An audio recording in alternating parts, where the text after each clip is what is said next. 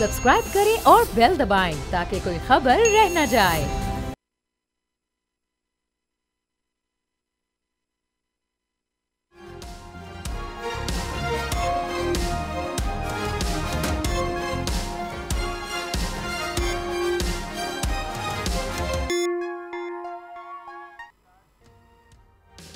नाज़रीन अस्सलाम वालेकुम। तब्दीली हुए डॉक्टर दानिश के साथ हाजिर हैं। इलेक्शन 5 नवंबर 2024 को अमेरिका का सदारती इलेक्शन हो रहा है, जहां सदारत और आपके नायब सदर के लिए वोट डाले जाएंगे।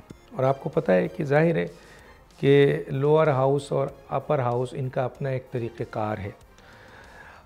इसमें जो मेन चीज़ हम बताना चाह रहे हैं वो ये है कि इस दफ़ा जो सदारती इलेक्शंस हैं उसमें जो बाइडन साहब की जगह कमला हैरिस जो है सदारती इलेक्शन लड़ रही हैं, और दूसरी दफ़ा ट्रम्प जो हैं वो इलेक्शन लड़ रहे हैं।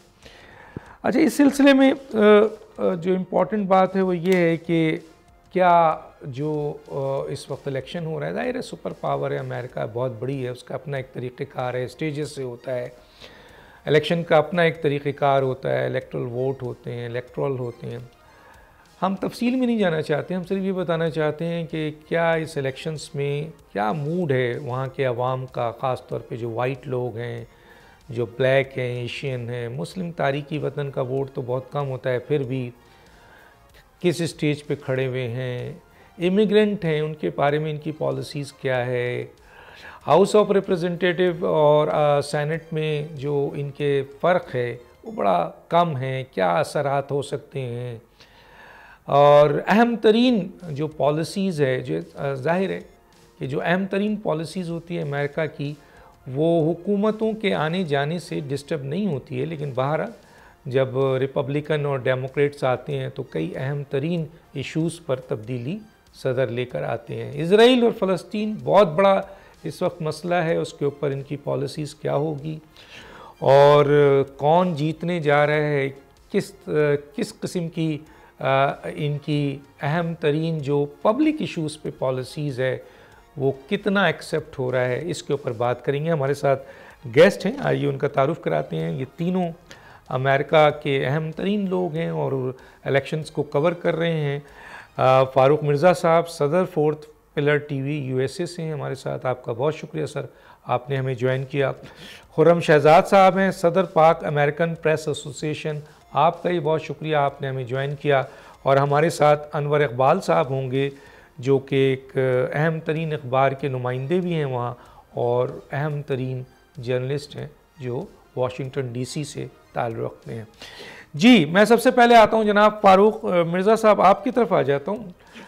फ़ारूक मिर्ज़ा साहब, मैं सबसे पहला जो आपका सवाल है उसी से शुरू करता हूं। ओवरऑल मैं आपको 5 मिनट देता हूं, आप मुझे ये बताएं कि इस वक्त जो अमेरिकन इलेक्शंस हो रहा है इसकी क्या सूरत हाल है, कहाँ अमेरिकन इलेक्शन खड़ा है, 5 नवंबर में क्या देख रहे हैं, कौन लोग इस वक्त जो है स्विंग स्टेट अपनी जगह मौजूद है, कहाँ किसकी अक्सरियत नज़र आ रही है, कौन अच्छी पॉलिसीज़ की तरफ जा रहा है, और ख़ास तौर पे जो इज़राइल और फ़लस्तीन के हवाले से अमेरिका के अवाम क्या सोचते हैं, किसको वोट देंगे, किसकी डायरेक्शन दुरुस्त है, क्या कहेंगे sir? Thank you very much doctor साहब, आपने बड़ा जनरस टाइम दिया है। सबसे पहले अमेरिका की जो इस वक्त जो फॉरेन पॉलिसी है उस पर एक क्वेश्चन मार्क है। तो let's talk about what's going on in Israel और फ़लस्तीन में और जो दीगर नेबरिंग कंट्री है जिसमें एक डेमोलेशन का एक प्रोसेस है। इसके यकीनन असरात जो हैं वो प्रेसिडेंशियल इलेक्शन पे होंगे, लेकिन चूँकि विन विन सिचुएशन जो है ये बैटल फील्ड और स्विंग स्टेट्स की है, वहाँ लोगों के मामलात ये फ़लस्तीन और इज़राइल के ये कॉन्फ्लिक्ट नहीं है, उनके मामलात बिल्कुल डिफरेंट है, उस पर मैं बात करता हूँ। तो अभी इस वक्त जो एक खलीज में एक कॉन्फ्लिक्ट है उसके असरात इस तरह होंगे कि जो हमारे मुस्लिम वोटर्स हैं, हमारी जो एथनिक कम्युनिटीज़ हैं जिसमें पाकिस्तान है, खलीजी ममालिक हैं और जो रीजनल जो जिनका कॉन्फ्लिक्ट है, वो यकीनन इस वक्त इंटरेस्टेड हैं कि कोई ऐसी पार्टी है जो प्रॉमिस करे कि वो ये वार्स और कंट्रोवर्सीज और कॉन्फ्लिक्ट को एंड करेंगे। उसमें जो लीडिंग रोल था उसमें ट्रंप ने काफ़ी वादे वईद किए और उन्होंने कहा कि वो वार ख़त्म करेंगे, और फिर उनके बयान जो है हमारी पाकिस्तान अमेरिकन कम्युनिटी के लिए भी कुछ थोड़ा बहुत इशारे थे कि वो पाकिस्तान की जो हमारी जो इंटरनल मामलात में भी वो मुदाखलत करेंगे, वो इमरान खान को भी छुड़वा लेंगे, कोई इस तरह के इशारे थे। अगर आप देखें कि इसका जो फौरी तौर पे जब हमारे ख़ास तौर पे जो मिशिगन है, जो स्विंग स्टेट है, उसमें मुस्लिम पॉपुलेशन ज़्यादा है, वहाँ बाइडन जीता था पहले और बड़ी 150,000 वोट से उनको बदरी थी। उसमें सर मुस्लिम आवाज, मुस्लिम वोट तो सर मुस्लिम वोट्स टोटल वोट जो है पता नहीं 161.42 मिलियन है, इसमें मुस्लिम वोट 1% है। मैं सिर्फ मुस्लिम वोट को डिस्कस नहीं कर रहा, मैं ओवरऑल जो इन दोनों सदारती कैंडिडेट की पैलेस्टीन और इजराइल के हवाले से, क्योंकि अमेरिकन बहुत बड़ा रिएक्शन वहाँ के अवाम की तरफ, यमन के यहूदियों की तरफ से भी आया पैलेस्टीन पे जिस तरीके से नस्ल, तो उसका मैं इम्पैक्ट थोड़ा सा पूछ रहा हूँ, ओवरऑल पूछ रहा हूँ। मैं सिर्फ आपको ये बताना चाह रहा हूँ कि जब ये ट्रंप जो है वो उसने ये लीड ली, तो उसके बाद फौरी तौर पे कामला हैरिस ने अपनी जो है वो टोन चेंज की। उन्होंने इसराइल के और जो उनके प्राइम मिनिस्टर हैं उनके बारे में सख्त बयान दिए। उससे ये हुआ कि ये जो स्विंग स्टेट्स हैं उनमें से बहुत सारे, और खुसूसी तौर पे जो हमारी बड़ी स्टेट हैं, जिस तरह न्यूयॉर्क हो गया, टेक्सास हो गया, कैलिफोर्निया हो गया, शिकागो, पेंसिल्वेनिया, उनमें वो लोग जो इस वक्त हुकूमती पार्टी है उनके बारे से उनका माइंड चेंज हुआ था, वो दोबारा कामला हैरिस की तरफ उनका रुख बढ़ना शुरू हो गया। अब सिलसिला ये है कि अमेरिका जो है वो जो यहाँ की जितनी भी कम्युनिटीज़ हैं, इवन के जो कम्युनिटी स्विंग स्टेट में हैं, उनके माइंड और उनका जो एक सोच है वो बिल्कुल चेंज हो चुकी है। यहाँ मामला जो सबसे बड़ा मामला ये है कि इमिग्रेशन। अब जितनी भी हमारी एथनिक कम्युनिटी हैं जो बड़ी स्टेट्स हैं, उनमें बाइडन ने ये कहा कि जब मैं इक़्तिदार में आऊँगा तो ये हिस्ट्री की एक सबसे बड़ी एक डिपोर्टेशन होगी, और वो जो वॉल उन्होंने बनानी शुरू की थी वो उसको दोबारा बनाएंगे। उन्होंने बड़े सख्त रवैया अख्तियार किया, लेकिन उसके मुकाबले में जो बाइडन, आप ट्रम्प की बात कर रहे हैं, ट्रम्प की बात कर रहे हैं, डिपोर्टेशन को, आप ट्रम्प की बात कर रहे हैं, वॉल के हवाले से ट्रम्प की बात, हाँ, क्योंकि कंफ्यूजन हो गई थी मुझे, क्योंकि जो बाइडन तो अब है नहीं ना, वो तो कामला हैरिस और ट्रम्प के हवाले से। जी हाँ जी, कामला हैरिस इन्होंने इमिग्रेंट्स को बड़ा रिलीफ दिया और यहाँ के उन्होंने बॉर्डर से भी एंट्री अलाउ की, और लोग असाइलम सीकर अब 7 स्टार होटलों में रहते हैं। इवन के हमारा पाकिस्तान का जो होटल है वो भी न्यूयॉर्क जो स्टेट ने ले लिया है। ओवरऑल पोजीशन मैं आगे आपसे पूछूंगा, ओवरऑल आप अमेरिकन अवाम को कहां देख रहे हैं जल्दी से, ताकि मैं आगे जाऊं। इस ओवरऑल बहुत ही टफ इस वक्त रेस है। बहुत ज़्यादा, इतना ज़्यादा कोई फ़र्क नहीं है। ट्रंप जो है उसके कुछ मॉरल और उसके लीगल इश्यूज हैं, उस पे उसको कोई प्रॉब्लम हो सकते हैं। ट्रंप को ज़्यादातर जो है अमेरिकन जो हैं सीरियस नहीं लेते, और ख़ुसूसी तौर पे जो मीडिया जो है, चूँकि उसके टेनोर में उनका माइंडसेट मीडिया के ख़िलाफ़ रहा, तो लिहाजा मीडिया भी कोई ख़ास उनको सपोर्ट नहीं कर रहा, तो वो अपना एक सोशल मीडिया रखते हैं। जो कामला हैरिस है उसने ख़ास तौर पे जो अबार्शन के इश्यूज हैं, और इसमें चाइना ट्रेड है, इसके अलावा जो इमिग्रेशन का मैंने मसला बताया, इसके अंदर फिर यूक्रेन और जो रशिया का जो कॉन्फ्लिक्ट है उसमें ट्रंप ने ये लाइन ली है, उन्होंने कहा कि no more money for Ukraine, जबकि कामला हैरिस जो है she want to strengthen NATO कर रही है। ठीक है, मैं आगे बात करूंगा, मैं आगे बात करूंगा, मैं जरा सा खुर्रम साहब को ले लेता हूँ। खुर्रम साहब, ओवरऑल कंडीशन ज़रा हमें बताइए इस वक्त क्या है, क्योंकि हम पाकिस्तान में बैठे हुए बहुत सारी बातें हैं, आप वहाँ पे खड़े हैं, ग्राउंड पे हैं, हमें बताइए कहाँ जा रहे हैं ये दोनों कैंडिडेट। श्योर डॉक्टर साहब, thank you for having me. जो अभी देखें, जो स्टेट का फैसला होना है वो स्विंग स्टेट, 7 स्विंग स्टेट्स के ऊपर फैसला होगा। 270 इलेक्टर्स चाहिए किसी को प्रेसिडेंट बनने के लिए। दोनों कैंडिडेट बड़े आसानी से 200 का जो फिगर है वो अबूर कर लेंगे, क्योंकि जो ब्लू स्टेट है वो ब्लू रहेगी, जो रेड स्टेट है वो रेड रहेगी। तो उस वाले से इसके ऊपर तो कोई चैलेंज नहीं। चैलेंज जो है वो स्विंग स्टेट्स के ऊपर है। अगर रियासत पेंसिल्वेनिया की बात करते हैं, 12,000 वोट से पिछला इलेक्शन हारे थे साबिक सदर ट्रंप जो हैं, लेकिन अभी चीज़ें तब्दील हो रही हैं। अब कोविड तो नहीं है कि मेल इन बैलेटिंग होगी, इसके साथ ही वो जो दूसरे चैलेंजेस थे वो भी नहीं है अब। तो उस हवाले से जो है वो Pennsylvania is going to be very complicated for Kamala Harris to win, क्योंकि अभी जो आज़ाद मीडिया है, इंटरनेशनल मीडिया, वो कह रहे हैं कि जो पेंसिल्वेनिया वो विन कर रहे हैं। नॉर्थ कैरोलिना की बात करते हैं, स्विंग स्टेट, वहाँ पे वो ऑलरेडी अक्रॉस द बोर्ड सारे मीडिया कह रहे हैं कि नॉर्थ कैरोलिना में उसको 1 पॉइंट की बढ़तरी, 1.2 और 1.4 की बढ़तरी है ट्रंप को। उसके बाद आ जाता है फ्लोरिडा, वो तो ऑलरेडी ट्रंप क्लेम कर चुके हैं। मिशिगन में जो मुस्लिम कम्युनिटी थी, खासतौर पर डियरबोर्न सिटी, जिसका मेयर जो है वो Muslim, that is the only city जिसके अंदर सबसे, एक अमेरिका में जो एक सिटी में सबसे ज़्यादा मुसलमान पॉपुलेशन है, that is the Dearborn in Michigan. वहाँ का जो मेयर है वो भी मुसलमान है, मोस्टली मिडिल ईस्टर्न मुसलमान। उन्होंने इंडोर्स कर दिया साबिक सदर ट्रंप को, और वो आज वहाँ पे मौजूद थे। साबिक सदर ट्रंप वहाँ पे मौजूद थे और वो कैंपेन कर रहे थे, मुसलमानों के साथ मिल रहे थे, उनके साथ वो खा पी रहे थे। तो उस हवाले से जो 3 लाख वोट है, that is going toward the president साबिक सदर ट्रंप की तरफ जाएगा, जो कि eventually Michigan will make Michigan swing to Trump. उसके बाद विस्कॉन्सन में कैमला हैरिस की सूरत हाल बेहतर है। जो इस दफ़ा नवाडा इसमें शामिल हुई है, बिकॉज ऑफ दी सेनेट की सीट भी फ्लिप कर सकती है। देयर इज अ पॉसिबिलिटी कि सेनेट की सीट फ्लिप करेगी, as well as the presidential जो है वो लग ये रहा है कि वो प्रेसिडेंट ट्रंप की तरफ जाएगा Nevada. Arizona, it's very going to be very close, लेकिन वहाँ पे भी सेनेट की सीट भी फ्लिप कर सकती है towards the Republican. At the same time जो हम देख रहे हैं कि वो जो स्टेट है वो it is going in the favour of president Trump. 7 में से 5 स्टेट्स जो हैं उसमें इस वक्त जो आज़ाद मीडिया है, इंटरनेशनल मीडिया, उसके मुताबिक 7 में से 5 स्टेट जो हैं प्रेसिडेंट ट्रंप जो हैं वो कुछ बेशक वो 0.5 की बढ़तरी है, लेकिन वो बढ़तरी की पोजीशन में है, जबकि Kamala Harris is struggling on many of those factors. अब देखें, अमेरिकी सियासत हमेशा डोमेस्टिक इश्यूज के साथ होती है, उसमें inflation, economy, health care, education, जो डोमेस्टिक इश्यूज अमेरिका की अवाम फेस कर रही है उसके ऊपर मोस्टली करते रहे हैं हिस्टोरिकली।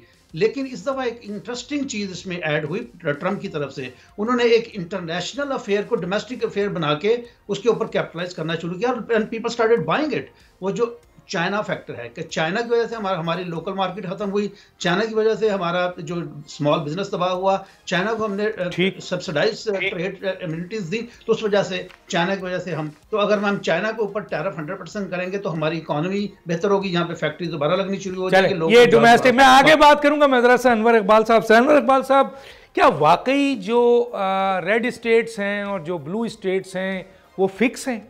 क्या ये फैसला सिर्फ और सिर्फ 7 स्विंग स्टेट्स करेंगी, और अगर करेंगी तो उनकी क्या डोमेस्टिक इश्यूज पे होंगे, या ये इश्यूज भी उनके सामने हैं जो कि पैलेस्टीन और इजराइल वाला इशू और इंटरनेशनल इश्यूज भी रिलेट होता है? क्या कहेंगे सर?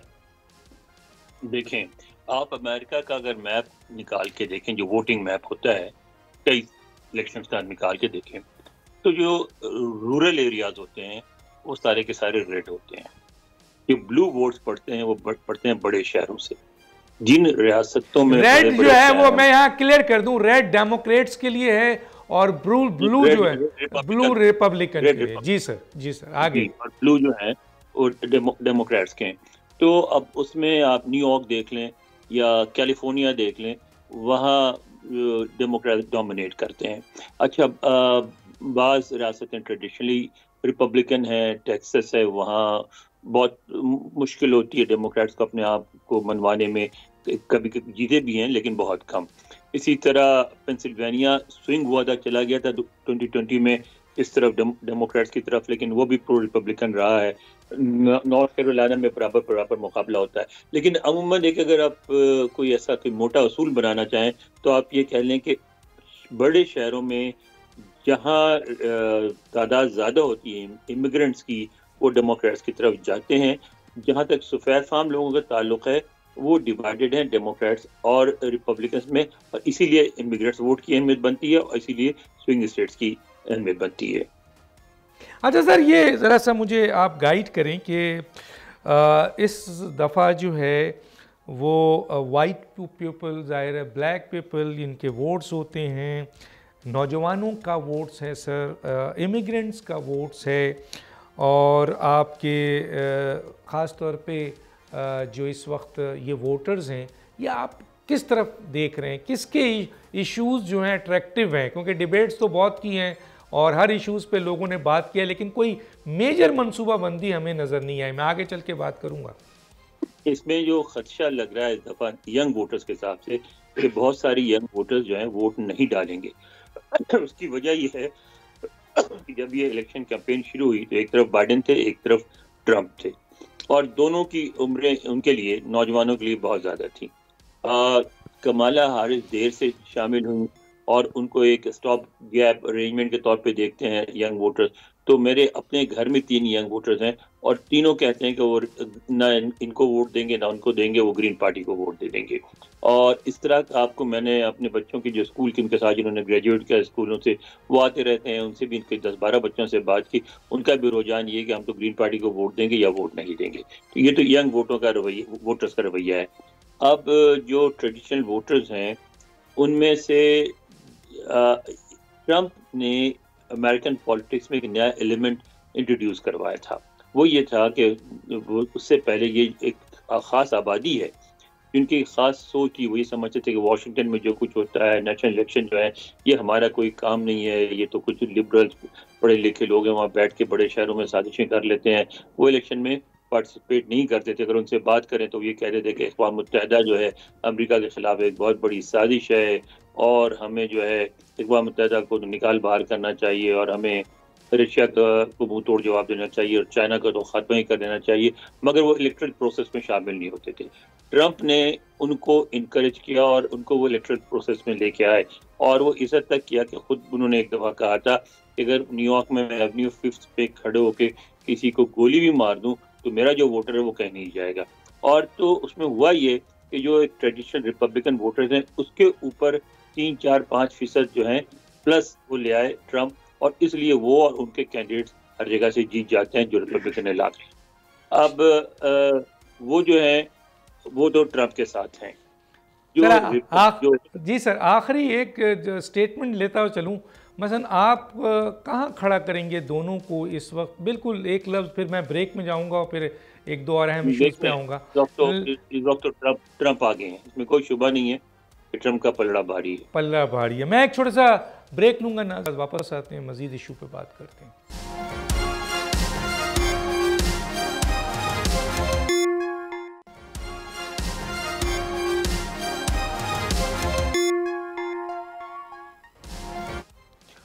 वेलकम बैक जी। मैं आता हूँ जनाब फ़ारूक मिर्ज़ा साहब की तरफ। फ़ारूक मिर्ज़ा साहब, मेरे पास एक सर्वे भी है और कुछ इंफॉर्मेशंस भी हैं, आप साथ ही वहाँ बैठे हुए हैं, ज़ाहिर आपकी राय आप बहुत करीब से देख रहे हैं।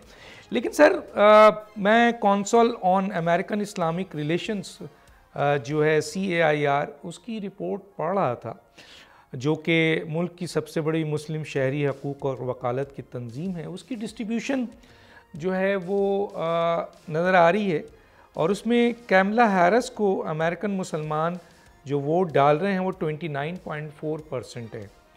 और हैरत की बात नहीं है, क्योंकि अनवर साहब ने भी एक तस्दीक की कि 29.1% ग्रीन पार्टी को, जेल स्टाइन को वोट पड़ रहा है, और जनाब डोनाल्ड ट्रंप को 11% वोट।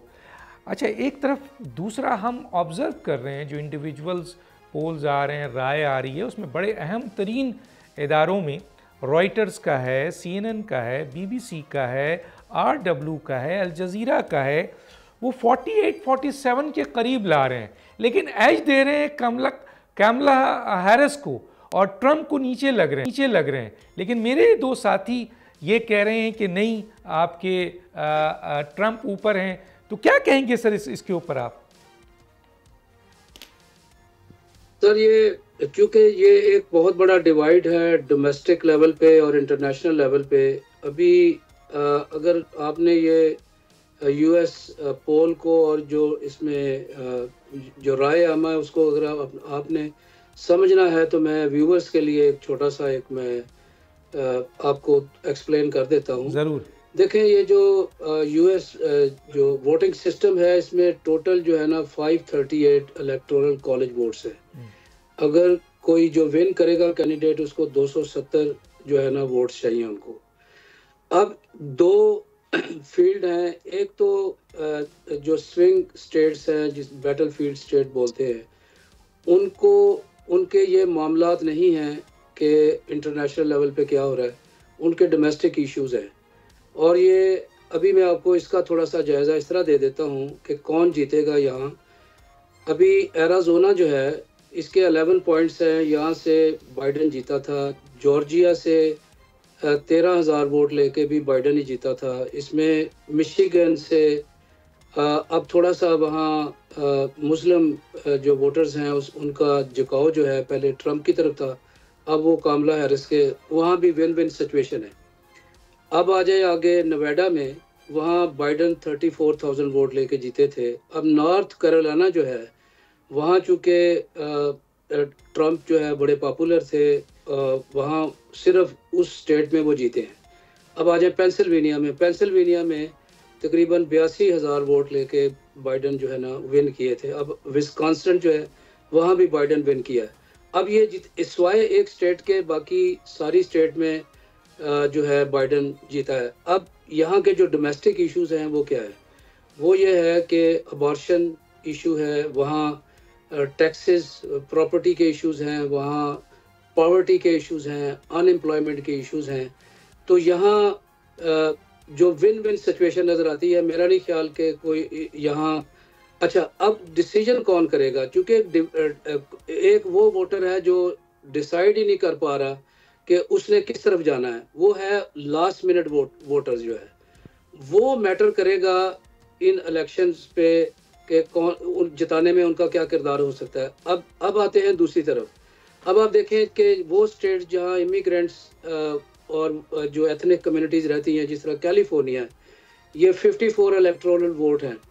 अब जो लेस पॉपुलेटेड जो हमारी स्टेट्स हैं उनके 3-3 पॉइंट हैं, जिनमें वायमिंग है, अलास्का है, नॉर्थ कैरोलिना है, नॉर्थ डकोटा है, वाशिंगटन, मेन, डीसी। अच्छा, अगर टैक्सेस में आ जाएं तो 51.1% जो है, अगर कोई कैंडिडेट जीत जाता है तो जो रेस्ट ऑफ द स्टेट्स जो हैं उनको 40 जो इलेक्टोरल जो कॉलेज वोट्स वो दे देती हैं।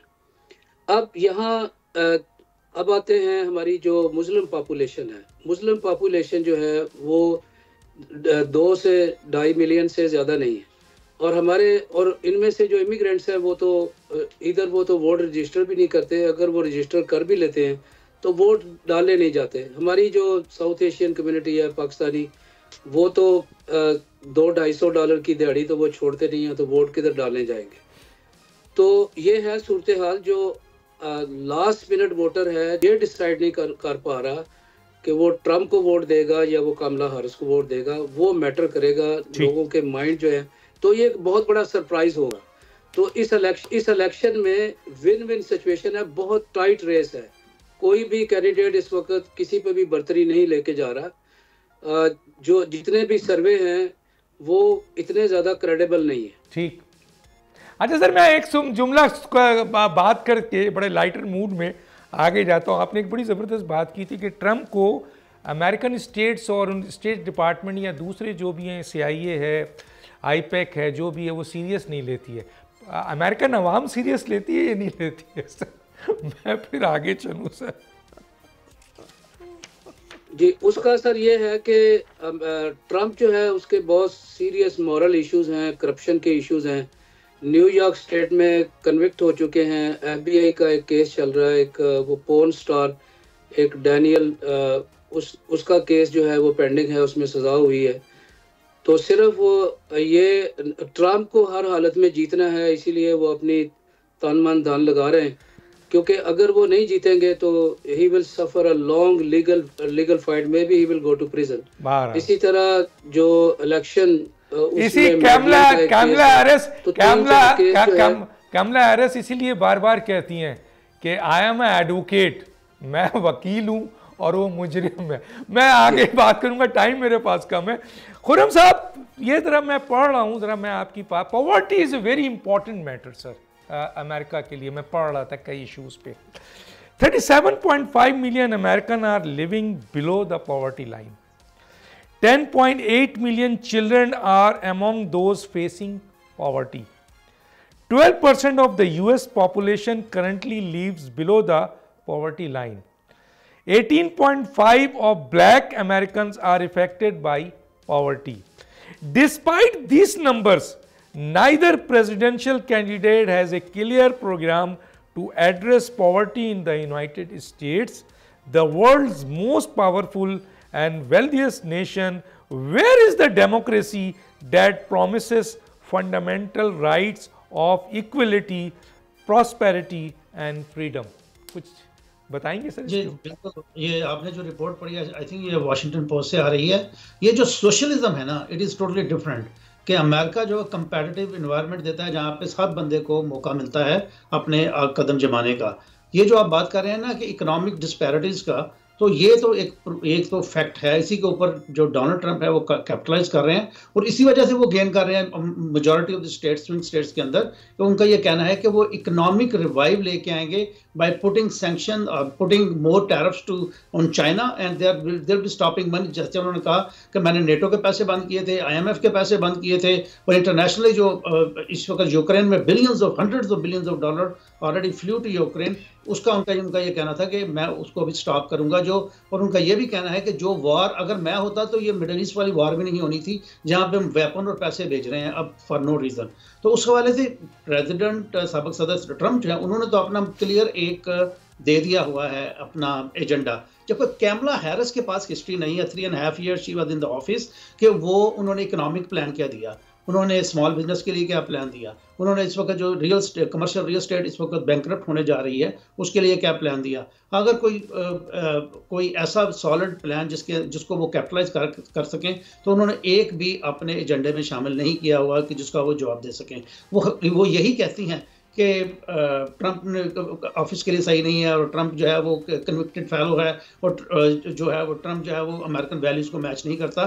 जबकि ट्रंप जो है उसकी सारा फोकस उस कम्युनिटी को, कॉकेशियन अमेरिकन जो ज़्यादा वोट डालते हैं, उसके ऊपर फोकस है कि इनका वोट मैटर करेगा इन स्विंग स्टेट्स के अंदर, दूसरी जगहों पे। क्योंकि अगर आप इसका जो डेटा उठाते हैं जो अगर हम स्विंग स्टेट्स के ऊपर इसलिए ज़्यादा एम्फेसाइज फोकस किए हुए हैं क्योंकि ये इस नया प्रेसिडेंट लेके आएंगी। तो अगर हम इसका डेटा देखते हैं तो जो कॉकेशियन अमेरिकन फैसला करते हैं इन स्टेट्स में वही कैंडिडेट जो है वो व्हाइट हाउस में आता है। तो उस हवाले से उनको जो चैलेंज है, जैसे हम बात करते हैं नॉर्थ कैरोलिना की, तो नॉर्थ कैरोलिना में पिछले 3-3.5 साल में 3-4 दफ़ा बड़ा तूफान आया। तो उस तूफान के बाद जो वहाँ पे जो ह्यूमैनिटेरियन क्राइसिस आए थे उसमें हुकूमत जो है उस तरह से कम्पिटेंट रिस्पांस नहीं दे सकी, तो ट्रंप उसको भी कैपिटलाइज करने की कोशिश कर रहे हैं। तो उस हवाले से जो डोमेस्टिक इश्यूज हैं, रिपब्लिकन पार्टी प्रेसिडेंट साबिक सदर ट्रंप जो हैं वो भरपूर तरीके से उसी चीज़ को बार बार हिट कर रहे हैं। अगरचे जो उनके जो शॉर्ट कमिंग्स हैं, लीगल बैटल है और इसके अलावा जो उनका जो हिस्ट्री है और जो उनका जो रवैया रहा है मीडिया के साथ, उस हवाले से हम देखते हैं कि जो पोल्स आपको नज़र आते हैं कि ये बहुत कंपेटिटिव है, फलानी जगह पे कंपेटिटिव है, बहुत करीबी है, ऐसा नहीं है। अगर आप there are 2 things to look into the election. One है नेशनल पॉपुलर वोट। अगर आप नेशनल पॉपुलर वोट की बात करते हैं तो हिलेरी क्लिंटन के 3 मिलियन वोट ज़्यादा थे डोनाल्ड ट्रंप से 2016 में जब वो हार गई थी। तो नेशनल पॉपुलर वोट की अगर आप बात करते हैं तो उसमें 5 दफा ऐसा हुआ है सर, 5 दफा ऐसा हुआ है अमेरिका में कि पॉपुलर वो, यस बिल्कुल 5 दफा ऐसा हुआ है।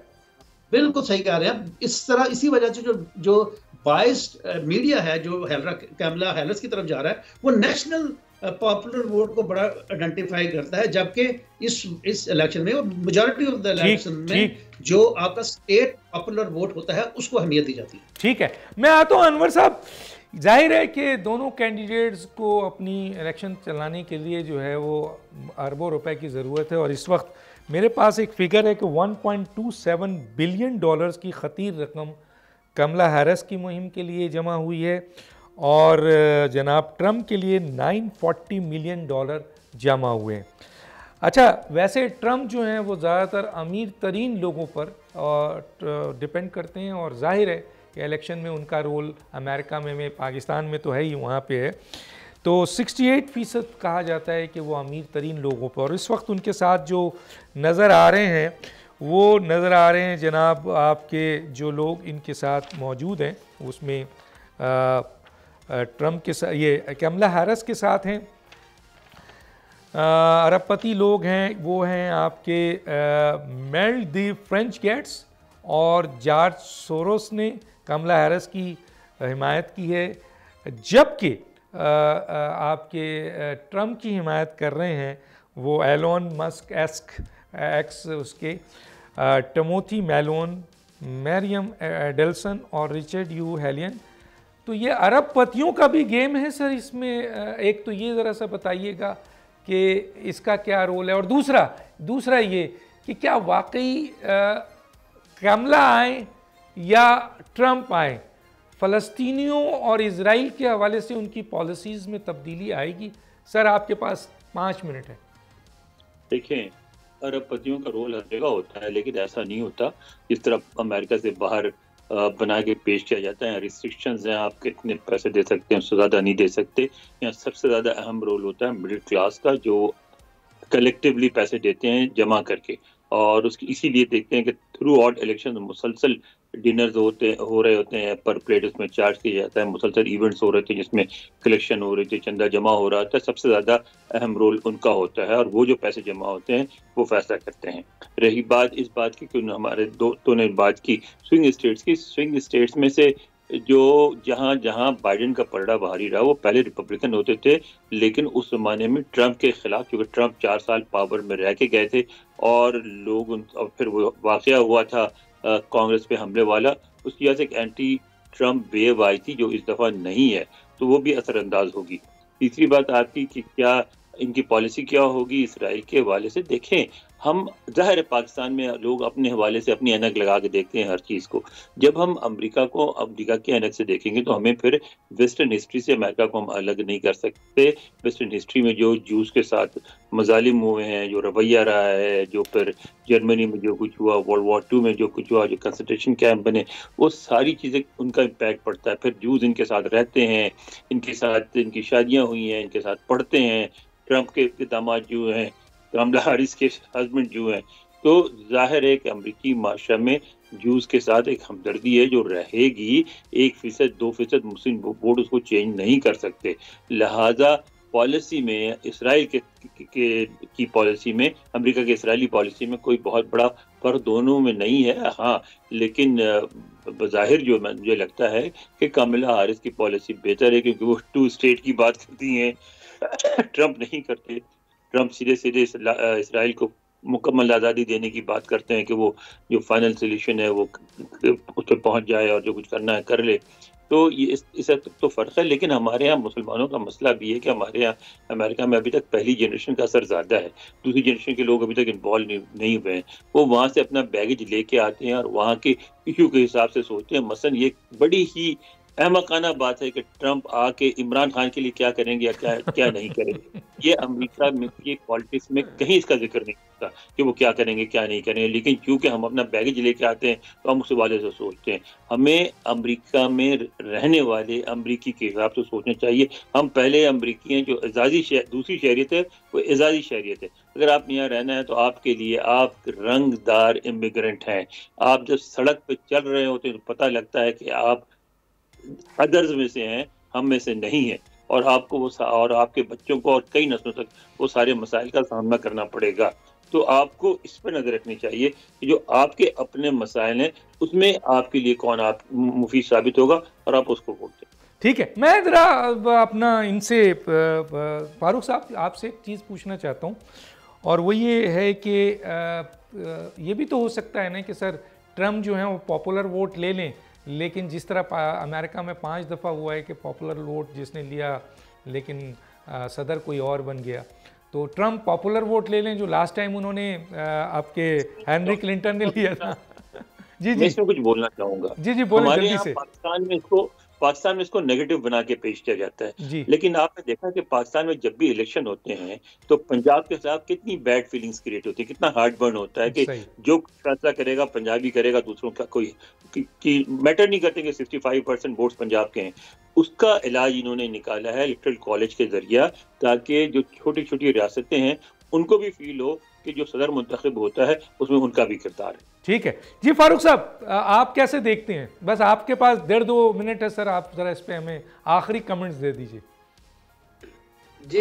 जी आपने सही कहा है कि अगर कैंडिडेट, आपने ट्रम्प का जिक्र किया कि अगर वो जीत भी जाता है तो, लेकिन वो यहाँ जो इलेक्टोरल कॉलेज वोट सिस्टम जो है उसको फॉलो करना ज़रूरी है। अब कैंडिडेट को 270 जो है इलेक्टोरल कॉलेज जो है ना वोट, उसकी ज़रूरत है टू विन दैट। अब मुख्तलिफ स्टेट्स के पास उनकी पॉपुलेशन और उनके साइज़ के हवाले से मुख्तलिफ उनके एक वोट है इलेक्टोरल कॉलेज, वो काउंट करते हैं। तो टेक्निकल बुनियादों पे दूसरा उम्मीदवार भी हो सकता है, जिस तरह पहले भी हुआ है। अब यहाँ इस वक्त जो मैंने जिस तरह कहा कि अभी अनवर इकबाल साहब ने भी बड़ी ज़बरदस्त बात की कि जो फॉरेन पॉलिसी है अमेरिका की, वो कभी भी तब्दील नहीं होने वाली, बेशक वो कामला हैरिस आए या ट्रम्प आए। अभी अमेरिकन जो हैं वो 20-30 साल उनका एक मंसूबा होता है। अभी खलीज में जो डेमोलेशन हो रही है जी सर, वो एक प्लान है और उसका आपने देखा कि जल्दी से इंडिया में एक नया, जी उन्होंने जो एक कॉरिडोर बताया था कि इंडिया से एक नया कॉरिडोर जो है वो बहरीन से होके इसराइल जाएगा, इसराइल से फिर यूरोप में जाएगा। ये बड़ी पॉलिसीज है, बिल्कुल ये आपने बहुत सही कही कि पॉलिसीज, और हमने भी ये बड़ी पॉलिसीज है। इसका इलेक्शन से कोई ताल्लुक नहीं है। ठीक है सर, वक्त डोमेस्टिक इश्यूज है, वक्त खत्म हुआ जाता है। बहुत सारी बातें करनी थी, किसी स्टेज पे हम दोबारा आपसे बात करेंगे। डॉक्टर दानिश को याद दीजिए। अल्लाह हाफिज।